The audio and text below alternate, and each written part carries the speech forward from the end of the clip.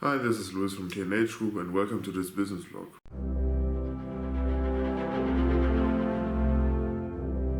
So, starting off, I think that the bi-weekly schedule that we are more or less on now is best suited for this kind of video because there's not that much happening at the business side of things. The bi-weekly catching up is probably the best idea. I still have the Hot Wheels parts order, like we are on the last batch of the last part of the orders. I'm still fighting with the SV03, so he prints right. I will show you more on that when we go over to the office.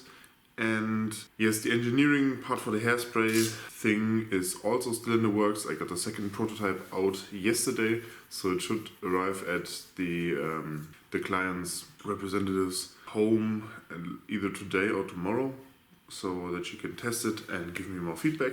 And once that's done, I will produce like 50 of them for them to use. Essentially what I did is I upgraded an old part, and I can show you. So involved in this thing are two cans.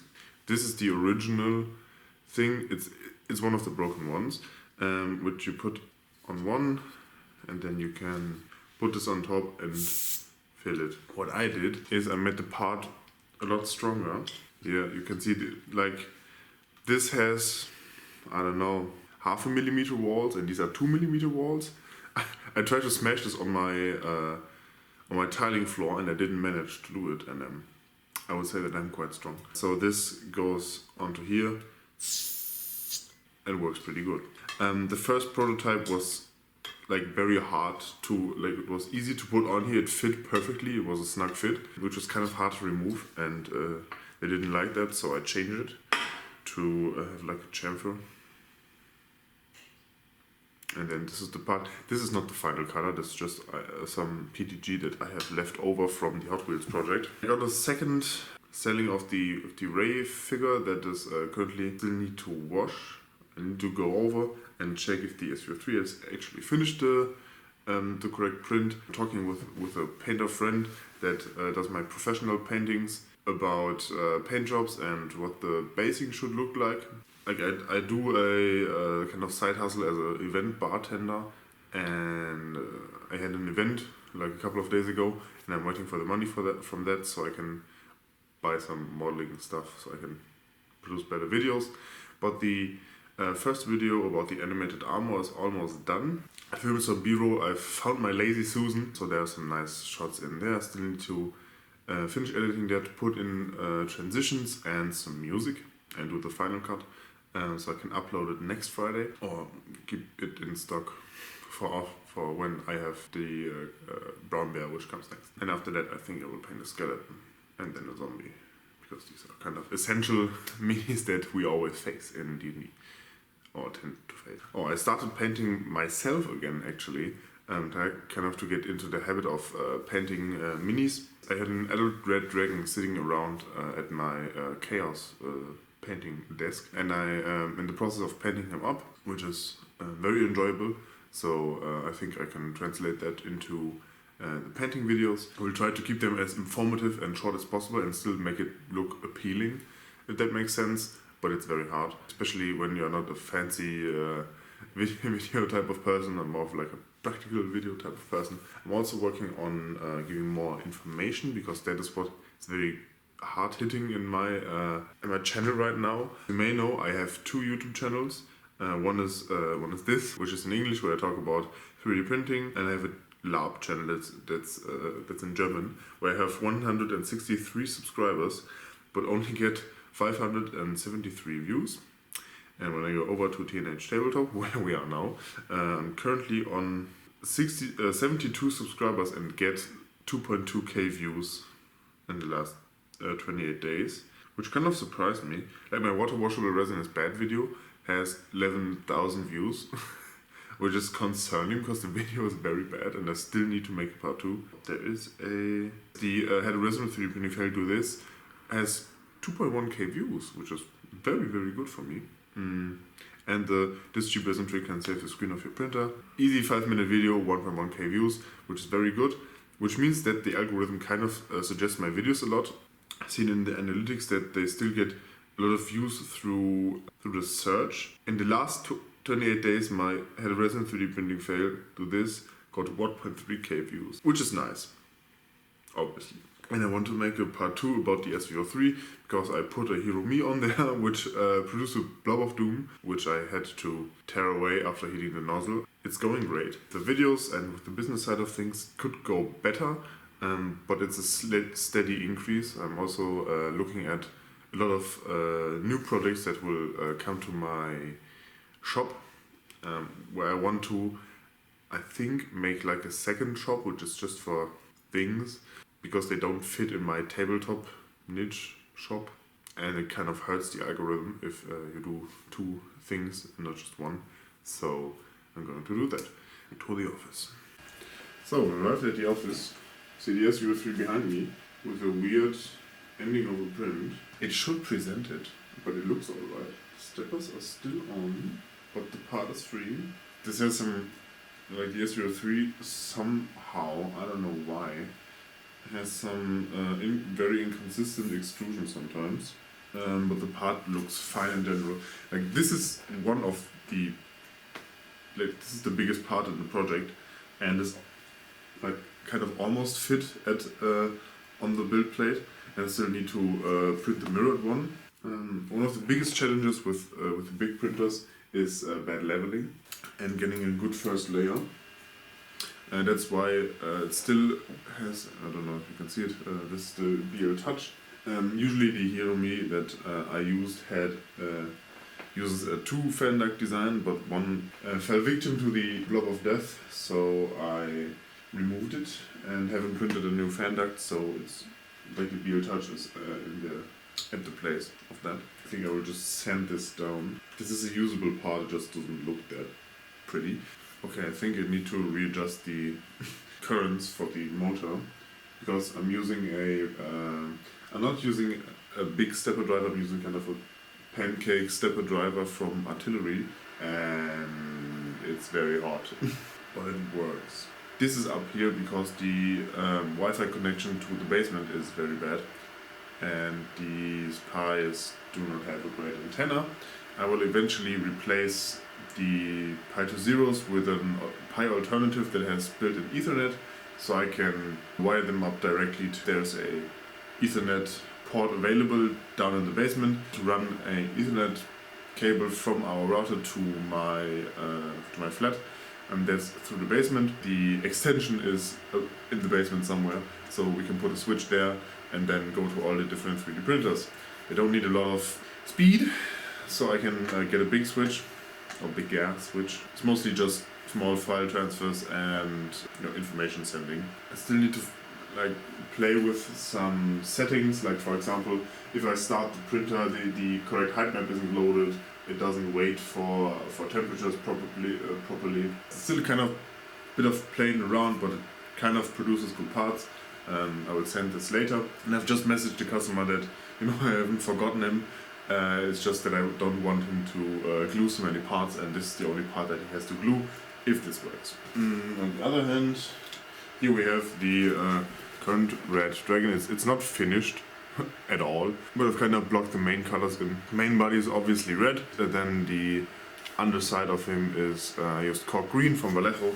And I will put some shading down there today, and then the underside will be finished. Then I will glue him onto the base and see what I will do from there. This is fairly loud and still needs to heat up, so let's go to the basement, because there's stuff there.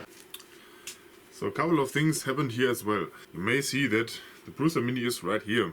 That's because on the butcher block that you are standing on right now, I've kind of used this as my workbench all the time, but then I put the Bruiser Mini on it because I didn't have space here. More or less cleared up that space, and now the Bruiser Mini is right here. Below that is my Artillery Genius in the FDM enclosure area, as I call it. This will be able to print ABS for my missing Voron parts. Yes, the Bruiser Mini will get filament sensor shortly, because I have a lot of leftover filament that I want to reliably print out.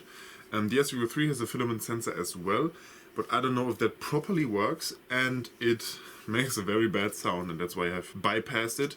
The first thing that the leftover PETG will print is a base for the master spool, which doesn't fit on the Mini. I'm dumb. So it will print another thing.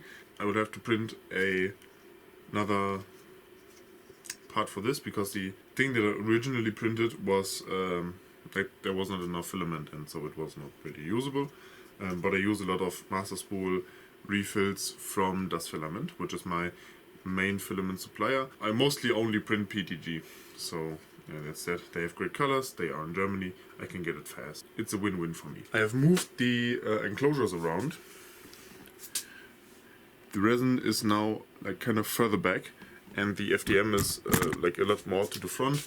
That is one, because of Wi-Fi, and two, because it's better for me. There are prints right now, which I will have to take out. Having not printed something in resin for a while, it's sad, but I'm happy to announce that all my resin printers still work, and that if you properly preheat the resin, it's a really easy thing to do. On the Mars 2 there is a jig that I just wanted to reprint and see if it worked. And like for tabletop tiles, and on the Saturn there's a reprint for my Ray order, because this is the base that the Ray statue sits on, and it's crooked. And one of the legs has a print issue, and I wanted to, like, you can sand it, and you don't notice it from an arm's length away, but I wanted to reprint it anyways. Just because it's better for the customer, you know. This is the jig. Prints are currently drying off after washing. I have another print failure. Means that the small print failure, which can be sanded out, will be slightly sanded and then sent off to the customer. Yes, that's more or less it. The money that I got from the event thing, probably buy some better shipping for the PFA sheets. There have been like some questions, like for example Elegoo offers a 5-pack for $40. If you buy from my eBay store, you can you will get a 40% discount when you buy 4 or more. We're going to do the math right now and find out if I'm stupid. 12 times 4 is 48 times 0.6, because you get a 40% discount, which is times 0.6 is 28 euros and 80 cents. Or let's go with 60 times 0.6 plus shipping. That's Elegoo price. But my datasheet is public. I'm producing in Germany, and I actually have a patented material. So I'm a small business, please support me. They will get even cheaper. And if you write me an email and use the code TNH Friends, which will be put in here, email is linked in the description, you can get an additional 10% off. Does that sound fair to you? I hope so. I ship worldwide, theoretically. It heavily depends on how much you buy. This is just a... I forgot the word in English. But this is easier to ship than a package. And packages are fairly expensive, especially when you live in like the southeast, like in Israel or in Iraq, for example. But this is fairly inexpensive to ship, which I know. In the EU and especially within Germany, this is one day, then you have your PFA sheets. Same with my packages. When you buy a mini from me and I put it in Wednesday, midday, I hand it over to the third party that handles my packages, which is DHL. You will have it Thursday morning. No question asked. With tracking, insured up to $500, that's what you get. Once I ship even more items, it will be better for me, because currently I pay a small increase in shipping. Like the customers pay the usual $5, which is how much shipping costs within Germany here. For me it costs like $5.30, pay a small fee on top of the $5 that I charge for shipping, but that's on my part, and I want to do that because I want to offer like the business experience for my customers. Once the FDM door is, I will have a look at my Voron, and then I will print small ABS and carbon fiber filled filaments in my Voron. Eventually there will be a remodeling of this basement space, just where you are currently. I will put some camera mounts for more overhead, for overhead video, and so we can do some unboxing types, and I hope we can live stream from down here. Another thing that I will do at some point, that I'm just going to say right now, that I'm working on very, very clear bases for flying minis. I currently either sell grey ones, or if I have some clear left, I will send them a clear flying base. But whenever you feel of things, there's also a German company. I have from Deepoxy Germany an epoxy resin. If you want the German description, Deepoxy 2K700 ist ein, oder 2K700 ist ein kristallklares, niedrig viskoses Epoxidharz. There you go. That's a German sentence for you today. I would have to make a silicone mold. I have silicone. For the bases, starting will be small, tiny, but that's for the future me. I should write that down. Trying to keep more organized. Very hard. Tabletop tiles. Just because I just saw that. I have the luxury of having Styrodur, or the best XPS out there, readily available for me. This is why in the near future I will have some bigger sizes on my eBay shop, and some, like, it's so stupid. On eBay you can only put an item that's €1 or more. But with the tabletop tiling system that I envisioned, I calculated it at 5 cents per square, which means that the 1x1 square is 5 cents, and I cannot put that in. I will do a 20 1x1 tiles, which equals to €1. That's stupid. So I will have to do that through my website, because WooCommerce allows 5-cent items to exist. Because I have a Proxon, I will have some tabletop tiles available to buy, because maybe you don't have a hot wire table cutter, or you don't want to buy, like, you can buy that there. It's a very good price. It's 5 cents. I make 2 cents off of that, I think. It's competitively priced. It's a fair price, which is, kind of on brand for me. I'm trying to keep things very fair. Like, there is work involved, and I usually charge not a lot of money for things. For example, for the cat work that I do for the hair thing, I think I charged 3 hours. It's been more. It's a fair price. Corporate usually gets an upcharge, because corporate has corporate money. For individuals, I want to keep things very, very fair.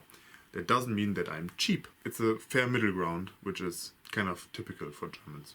Like, we usually don't get the high-end stuff, and not the cheapest, but just the middle, and that's what I want to be at, because I shop around that price range. Video about the Hero Me is coming. There has been an update. I will do one about the installation on the SV03, and I think either the Genius prints it for itself, or the Voron prints it for the Genius. I will print a Hero Me for the Genius, because it severely lacks cooling, but I have to design the adapter plate for the X gantry, and do something about the daughter board that is attached to the stepper motor. Kind of easy, because the stepper motor is, like, kind of put onto the back, which is seen. It's fairly easy to put on there, but I will have to do some finagling.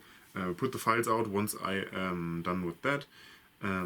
Also, in the Hero Me video on the SV03, I will talk about Clipper and my config. I will link my config in the description. Not the 2-year-old one, but the current one, which hasn't changed much. The cable on the Mini didn't break again. So yes, I will see you in the next video. I hope you print something and that you have no print failures. Tschüss und auf Wiedersehen.